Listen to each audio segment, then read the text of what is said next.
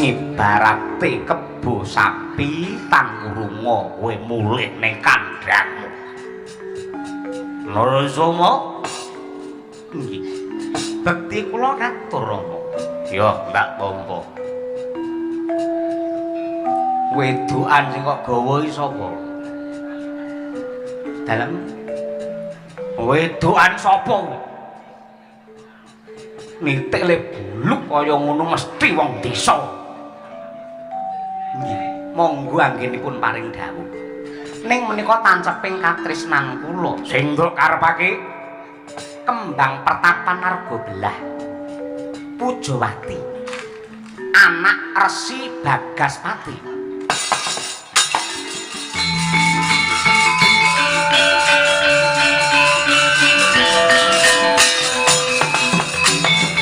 Yen ngono pendhita buta kuwi seraing janji.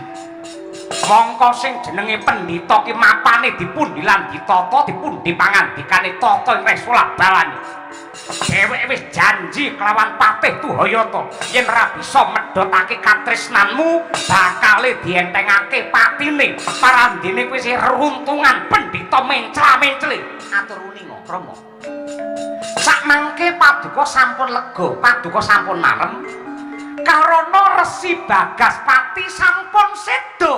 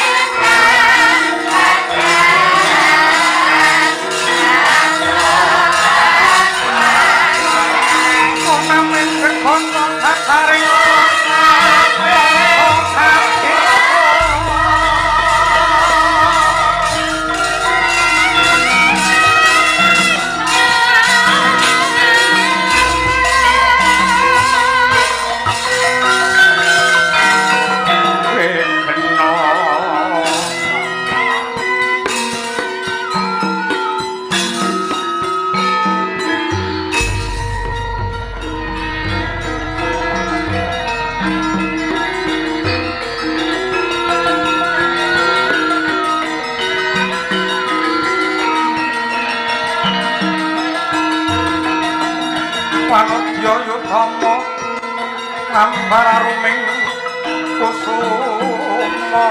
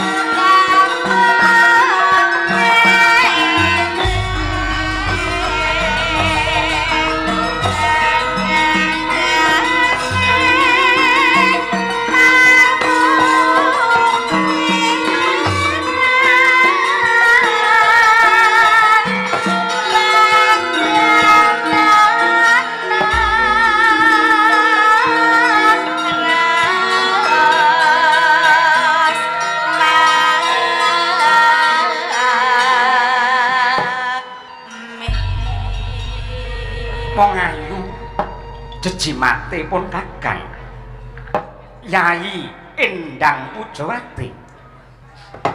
Kawula nuwun wonten timbalan ingkang dawuh Kakang Mas Narasoma. Yayi, aja mangu-mangu rasamu.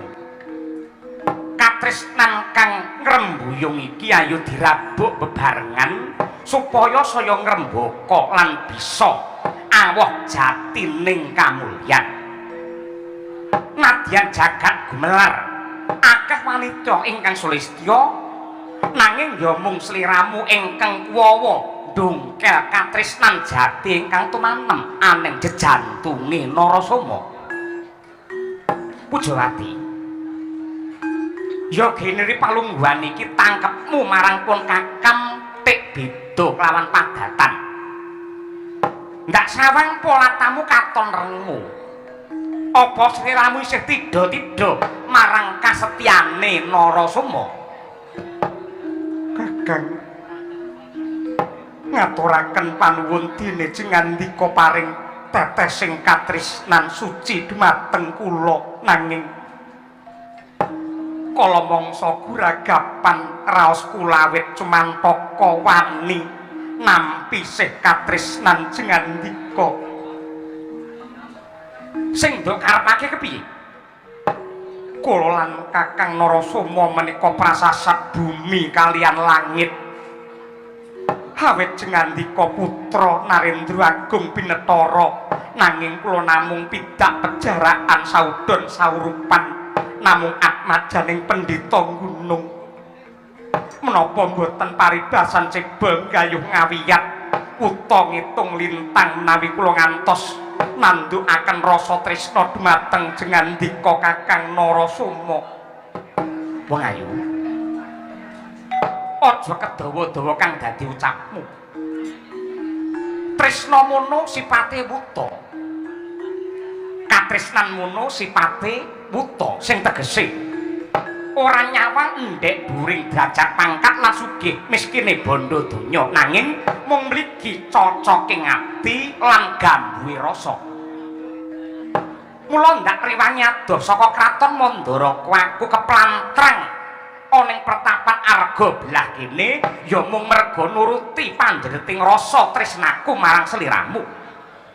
Wong ayu, sirnakna rasa ewuh pekewuh lan sangga runggi. Nadyan pun Kakang putra ratu nanging nyatane dina iki Narasoma brangkangan munggah ana ing gunung supaya bisa anyecep maduning katresnan ingkang tulus saka sliramu wong ayu. Yai Pujawati, mamanikipun Kakang Tambanana brangtaku ayuh ndak kanthi lumban banyuning katresnan aja nganti kandhek kekosok marang Kang Sari-sari.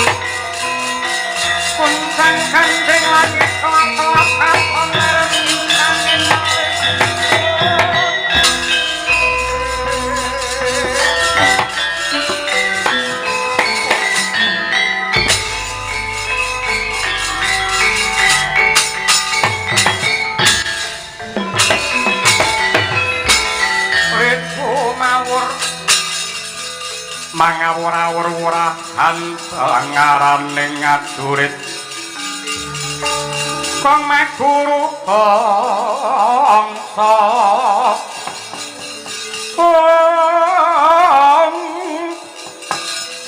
tetek kaya butula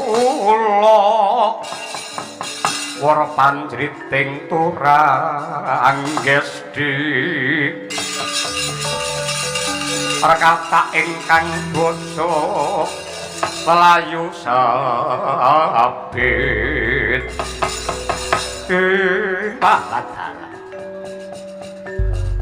Malang kadak oneng tengah dalan sakjroning patih Tuhayata bakal munggah oneng arga belah sapa diwanungake iki siswa kinasih saka Penemban Bagaspati Utut Wiguna kang dadi aranku ora melek mripatmu kowe malang kadak mripatmu menteleng kaya bandeng aku patih saka negara Madras ora ditata krama ora tau diajari marang Udanegara karo sesembahmu karo gurumu Bagaspati kudune yen pancen ngaku Sentana Praja kowe sing nyontoni marang bab sing becik nyontoni babagan kautaman lan uga tata krama wong ngisoran iki mung manut karo sing dhuwur yen sing dhuwur ngajeni karo sing ngisor yo ngurmati ning dhuwur yen kowe mung butuh karo gawe gendro gawe geger aku yo wani karo kowe aku ora duwe hitungan karo kowe ora duwe perkara karo kowe aku butuh ketemu karo gurumu Resi Bagaspati iki wanci tengah wengi panjenengane nedengi manjing ana ing sanggar pamujan Tamurunga meminta marang Syekh Nugrane Hyang Agung yen pengin ketemu sesuk-esuk aku ki patih aku ora peduli yen nganti kowe ngalang-alangan lu bakal pinanggya kelawan Resi Bagaspati apa kelakon ana murid pertapan arga belah dadi pengewan-ewan sapa sing dadi kuwanda darah perkara tenan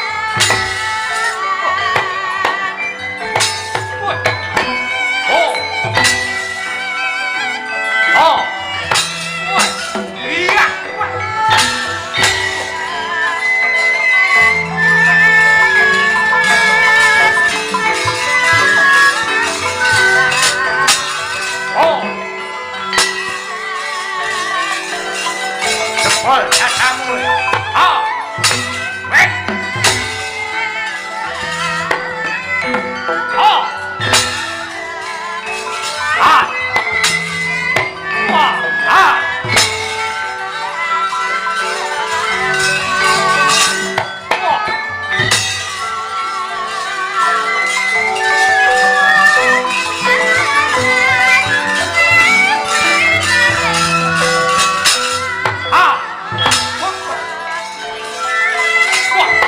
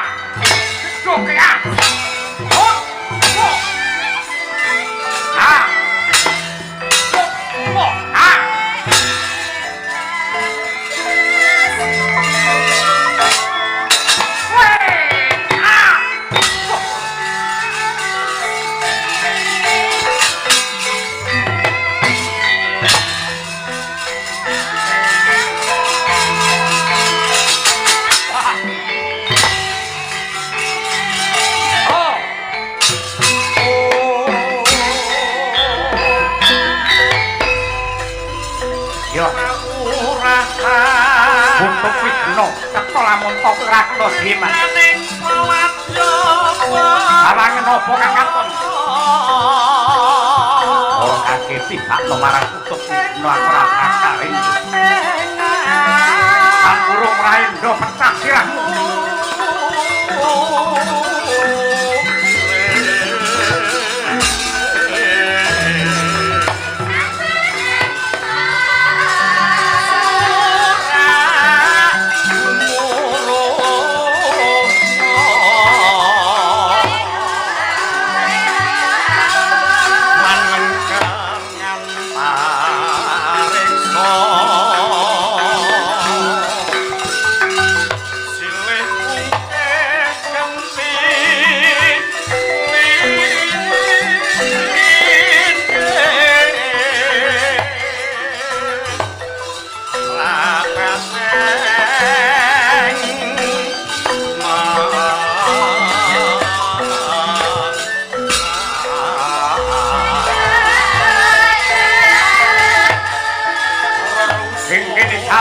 patimu putuk kena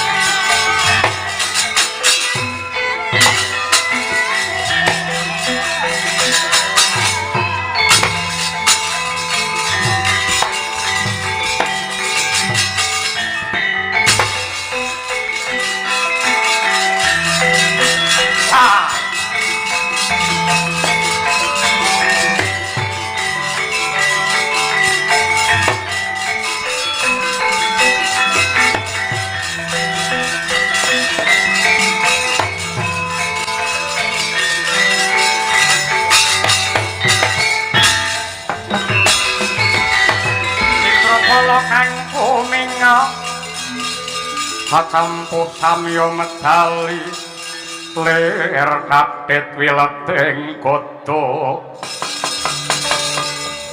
kaywangkung mangun saniti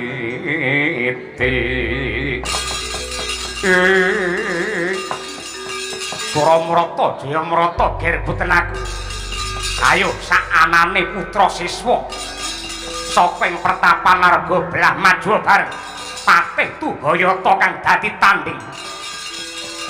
Iki ana wujute Denawa sing dandan cara Brahmana sapa?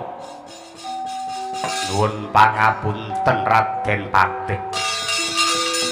Kula ingkang dipun sepuhaken wonten ing pertapan mriki nami kula Bagas Patila iki sing tak golek.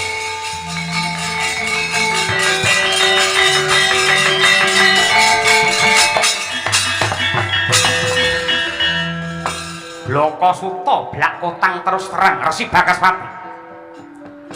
Anggonku munggah ana ing Arga Belah. Yektine diutus dening sesembahanku. Narendra ing Mandaraka Prabu Mandradipa ya Prabu Mandrapati. Apa bener kepara nyata lamun ta putra Ratu Mandaraka Anggir Narasoma sambung katresnan kelawan anakmu wadon sing jenenge Pujawati? Inggih pancen kados mekaten. Lah Hari palungguhan iki perintah tunggal saka sesembahanku. Kowe kudu bisa medhotake katresnane bocah loro kuwi mau. Ngibarate kaya langit karo bumi ing atase putra ratu kok nganti gandeng katresnan kawan anake Brahmana gunung terus sipate buta kaya mangkono. Yen nganti ora gelem megatake katresnane cah loro, aja gelo, aja cuwa yen pertapan lak dadekke bumi angus.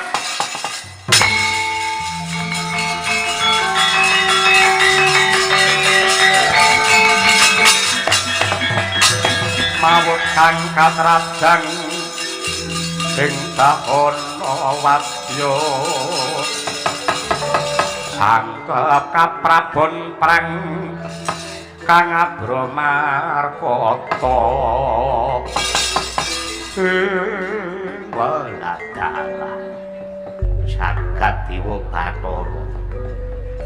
Apa merga jaman sing wis sepuh, donya sing wis rapuh, sing kudune pejabat negara Sentana Praja ki ngayomi karo wong cilik ning parandene saben-saben nemoni karo para kawula gedhe kang dadi pangancam lan pangincime.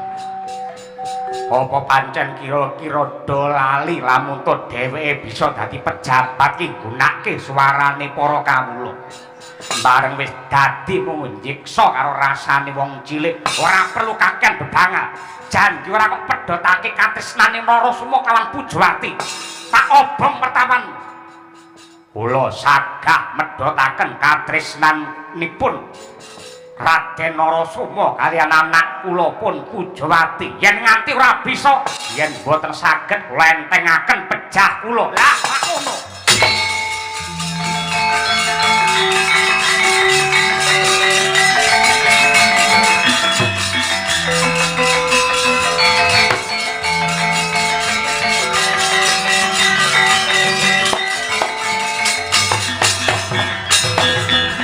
Sabda Brahmana Raja, sabdane pandhita pangandikaning ratu kudu sepisan dadi. Yen nganti kowe lincating janji ora bisa medhotake katresnane bocah loro, kowe njaluk mati. Nggih. Sanes sinten-sinten ingkang mejahi kula piyambak mangke ingkang badhe ngrampungi gesang kula. Aja mung dadi janji, aku butuh bukti. Kula buktekaken.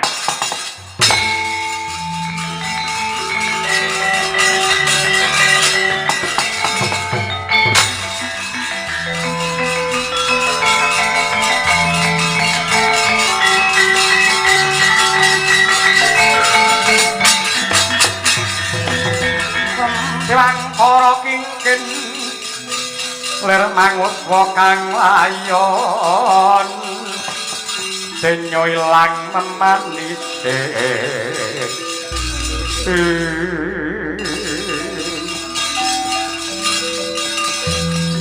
Gusti ingkang Maha Agung mugi paduka paring pepayung dumateng titah paduka kula pun Bagaspati. Anak wiwit cilik ditinggal karo mboke bareng dewasa disenengi anak ratu ning nyatane mung arep dadi wirang. Yen bocah loro ora tak antep katresnane tan murunga bakal landang nyawane Bagaspati.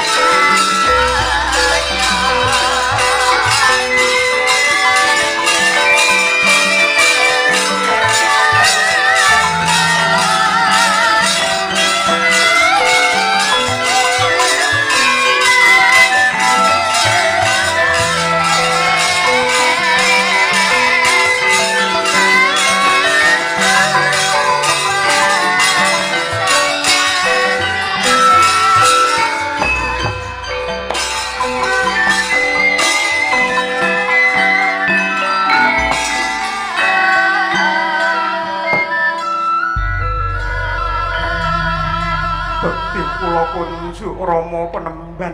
Sungkem kula kunjuk Rama Panemban. Iya. Dah loro ndak tampa gawe bombong ing rasa. Angger Narasoma kula mboten maido sing jenenge wong duwe rasa tresna nadyan mung pisah sedina wae kaya setahun. Kala mangsa mboten mulat kalian glagat lan swasana ing atasipun pertapan Arga Belah diancam dipun incim bilainipun dening tiyang sanes parandene wong tresna ya tetep karon sih kados mekaten.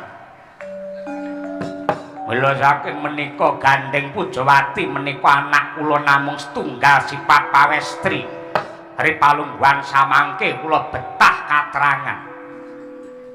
Anak kula rinten dalu mangparani niku ajeng mangpek apa mung arep hidolanan.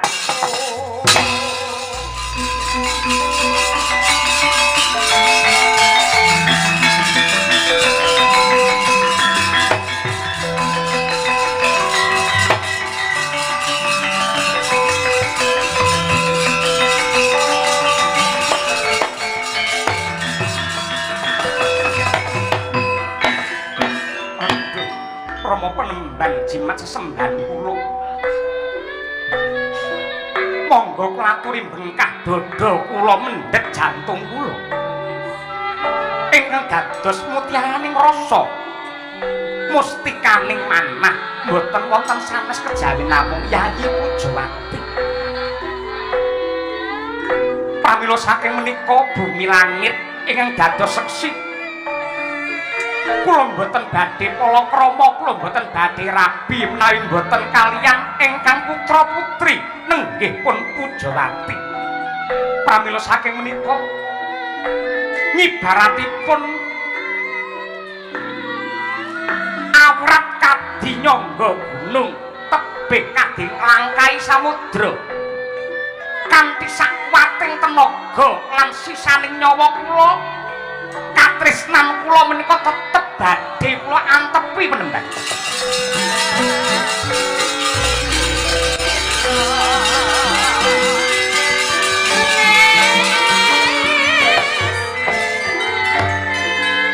Yen pancen kados mekaten kula ngaturaken panuwun Pujawati. Ripalungguhan iki Gandeng wis madhep mantep kang dadi rasane. Angger Narasoma dasare kowe ya duwe rasa tresna sing gedhe.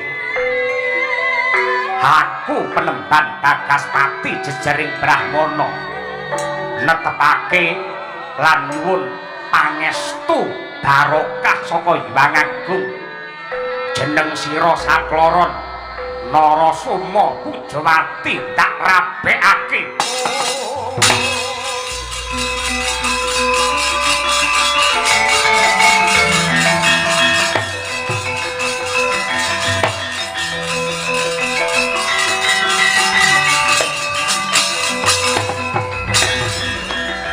Ngaturaken panuwun Bapa Resi.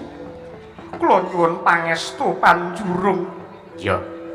Ripalungguhan iki Pujawati maragake kowe cecawis sesaji ning sanggar pamujan. Angger Narasoma. Nun inggih kados pundi Rama Panemban? Monggo samangke jengandika kula dherekaken manjing wonten Sana Panembah. Wonten bab wigati ingkang badhe kula aturaken dumateng jengandika.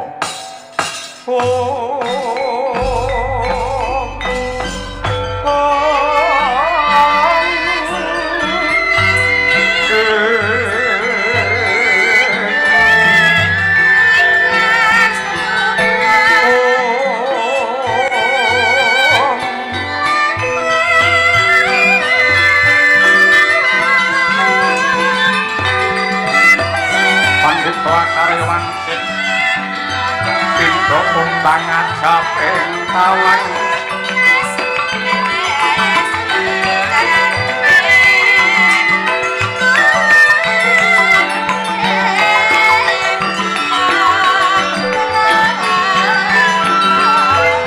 masuk angin ngendi gone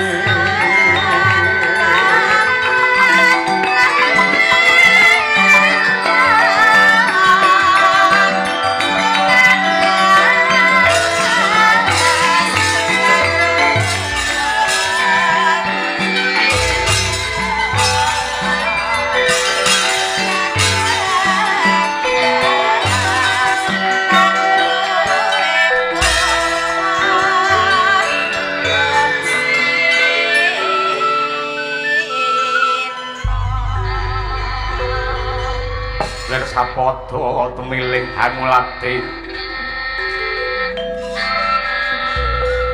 puspita medemindah kang warni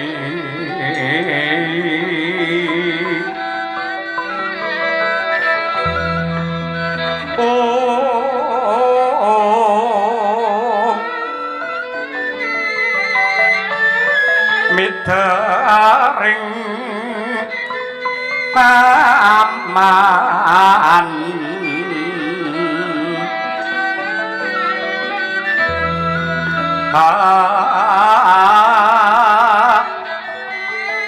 non kang sekarwar sikil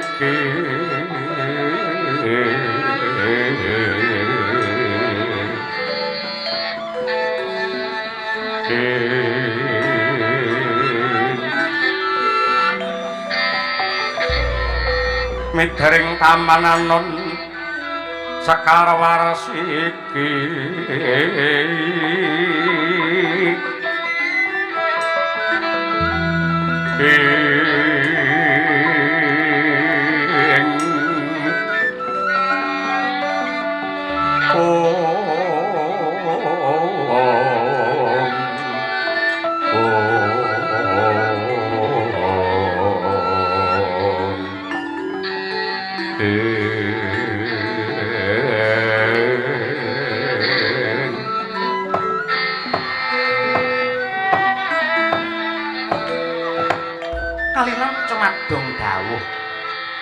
paduka nganti dumateng ingkang putra mapan wonten ing sanggara pamujan Rama Penemban Hangger Narasoma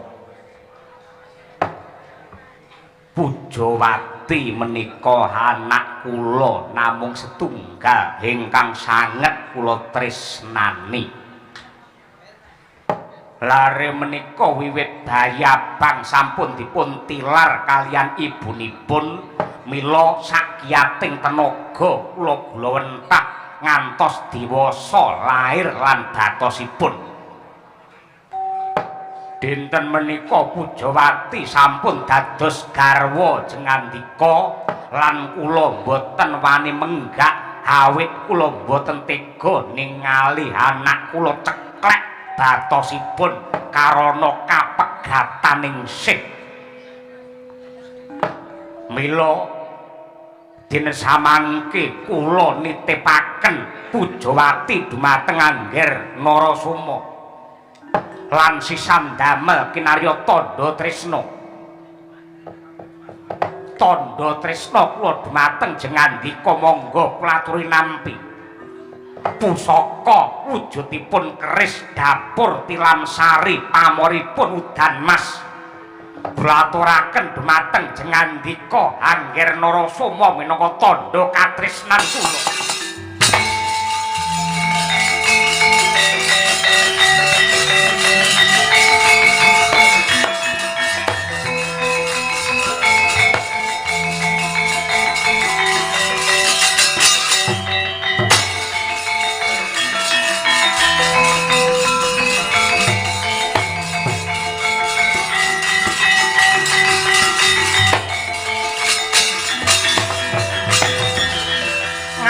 Panuwun Rama Penemban dene paduka sampun paring sih katresnan dumateng kula.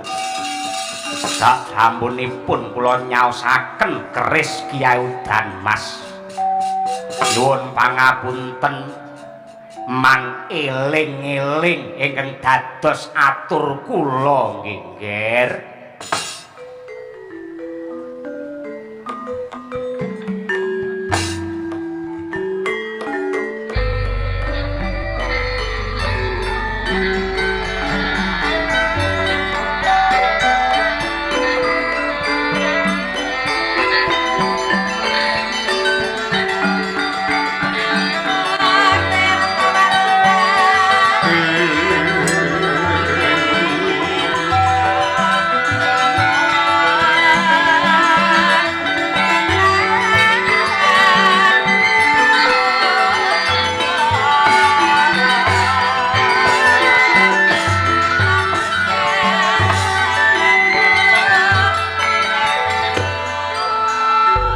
samangke kejawi Kyai dan Mas kula ki badhe nitipaken lan menika yektosipun ugi titipanipun dewa hanenggih kadigdayan linangkung ingkang naminipun Aji Candha Birawa dayanipun menawi dipun watek badhe dados denawa ingkang kathah tanpa hitungan dene watakipun Candha Birawa menawi jengandika seneng dahar Candha Birawa badhe luwih kosok wangsulipun menawi jengandika wani luwih lan pinter ngendhaleni nafsu Candha Birawa badhe wareg lan krasan derek jengandika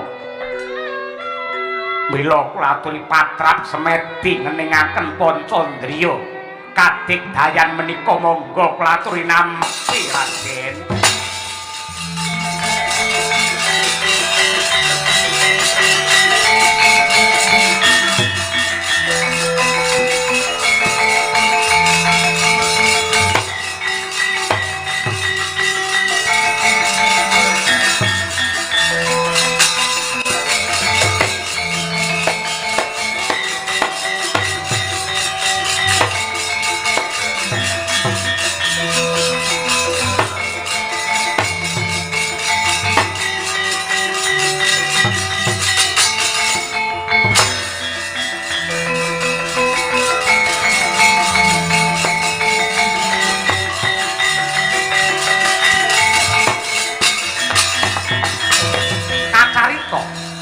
Aji Candha Birawa setunggalan dumateng Raden Narasoma.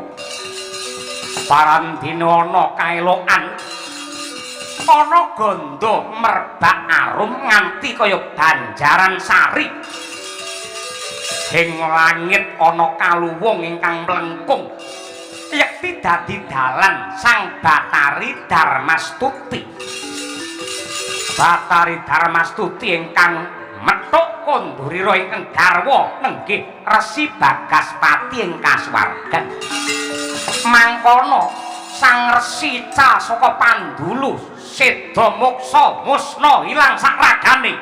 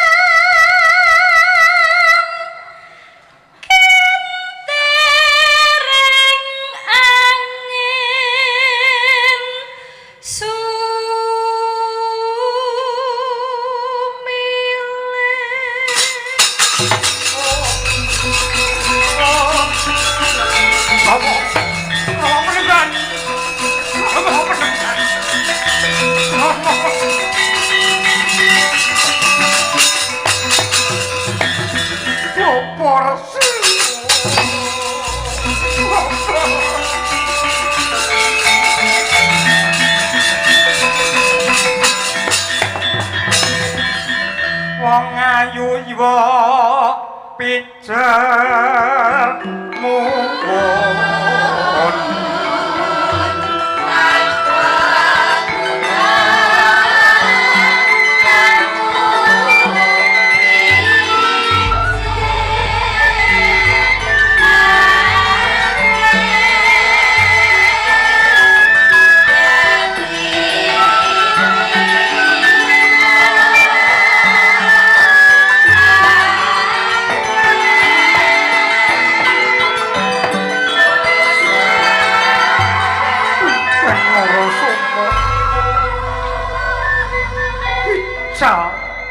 Bapa Resi Bagaspati tanpa tilas.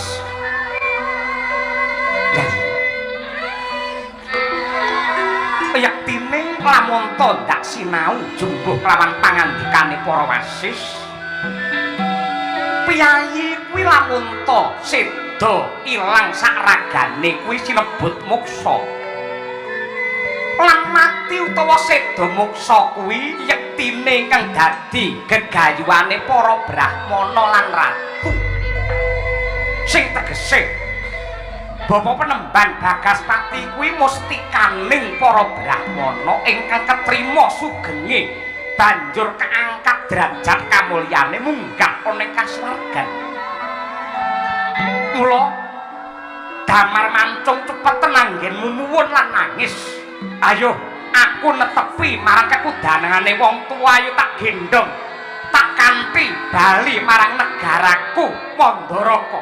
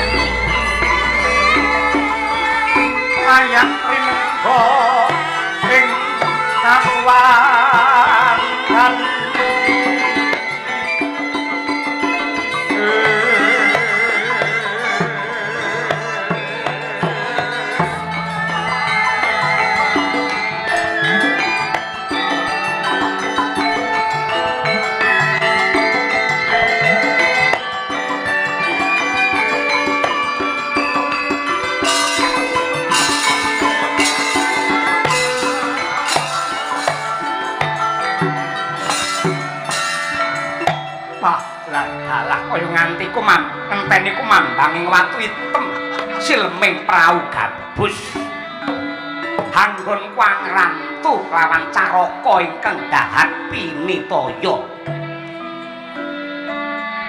Patih Tuhayata piye kabare? Inggih kalan matur sisip nyuwun gungi samudra pangaksami awit saking pangestu paduka kula kelampahan minggah wonten ing pertapan Arga Belak lan pinanggih kalian Resi Bagaspati. Kula sampun meratilakaken jumbuh kalian dawuh paduka sinuwun lan janjinipun Resi Bagaspati menawi boten kuwawi medhotaken katresnanipun Raden Narasoma kaliyan Endang Pujawati badhe dipun entengaken pejahipun.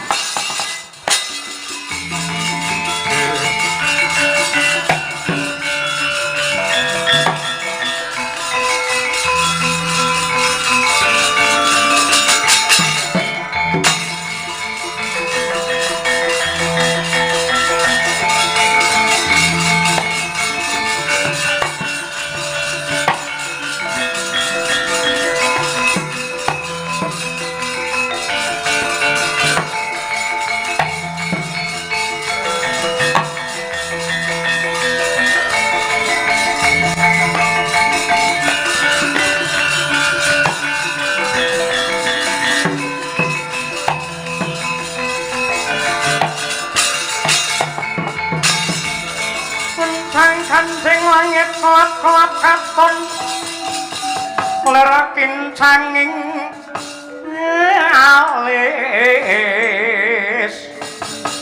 kong risang mawet gandrung sabarang katulu ukir moyak mayik saking tias balewur lumaris sang gandrung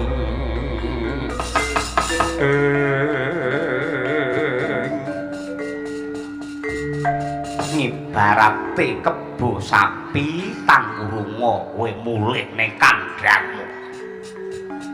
Narasoma nggih bekti kula katur Rama. Ya Mbak Pompo. Wedokan sing kok gawa iki sapa? Dalem. Wedokan sapa kuwi? Nitik le buluk kaya ngono mesti wong desa. Nggih, monggo anggenipun paring dawuh. Ning menika tanceping katresnan kula. Sing kok karepake kembang pertapan Argabelah. Pujawati. Anak Resi Bagaspati.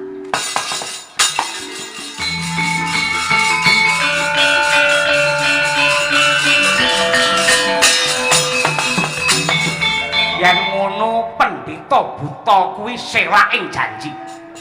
Mongko sing jenenge pendhita ki mapane dipundi lan ditata dipundi pangandikane tata ing Sulabalaning. Dheweke wis janji kelawan Patih Tuhayata yen ora bisa medhotake katresnanmu bakale dientengake patine parandene kowe sing reruntungan pendhita mencla-mencli. Atur nuwun Rama. Sakmangke paduka sampun lega, paduka sampun marem. Karana Resi Bagaspati sampun seda.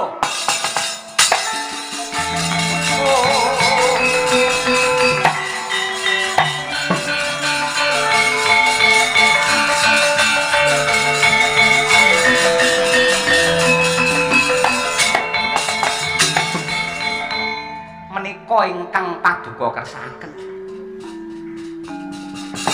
Resi Bagaspati nglilakaken sugengipun kangge kamulyanipun anak. Resi Bagaspati ngurbanaken sugengipun kangge kamukten lan katresnanipun anak.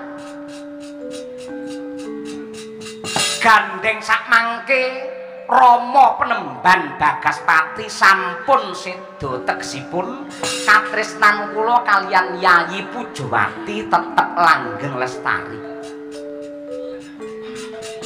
Nuwun sewu. Paduka nate paring dawuh. Golonganipun menungsa menika wiwit saking inggil ngantos mangandhak menika yektosipun pinirang dados sekawan.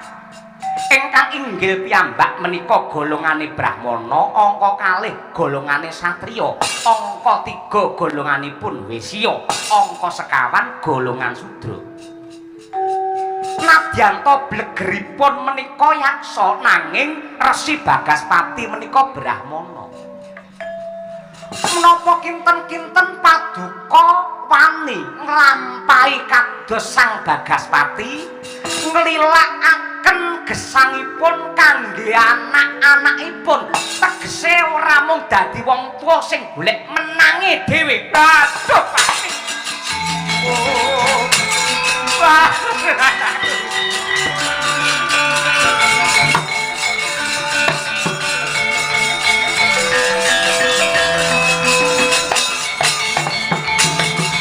Anasening Lutira kawang-wang gegono bangsu mirat wah jagat dewa Bathara nadyan to gugup gagap guragapan kaya sinamber gelak jantung kuning yektine kala mangsa wong gerang yen lagi kalimput sing ngelikake malah anake kebukten ripalungguhan iki nadyanto seklimak ucapmu ning kebak mutiara sing bisa ndodhok diadaku Narasoma pujo ati aku nyalahku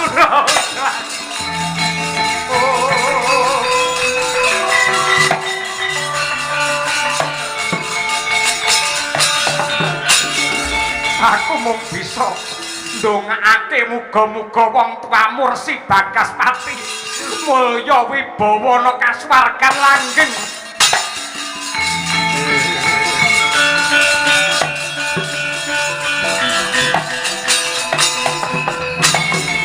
Narasoma gandeng panjenenganing sun dadi ratu wis ora wicaksana.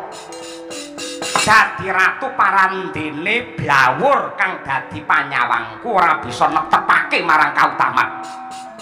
Yen nganti kebacut-bacut anggenku dadi pengayoman tan wurunga mung bakal nyiksa rasane wong cilik. Mongko apik-apike pangarep kuwi gelem lengser saka lungguhe lamun to wis ngrasa dheweke ora bisa nata, ora becus ngatur marang wong cilik. Aku wis ora iso ngatur karo kowe. Mula ripalungguhan iki panjenengan ingsun Prabu Mandra dipunetepake. Kowe tetep sing tak gadang dina iki tak wisuda dadi ratu ning Mandaraka. Jejuluk Prabu Narasoma ya Prabu Salyapati.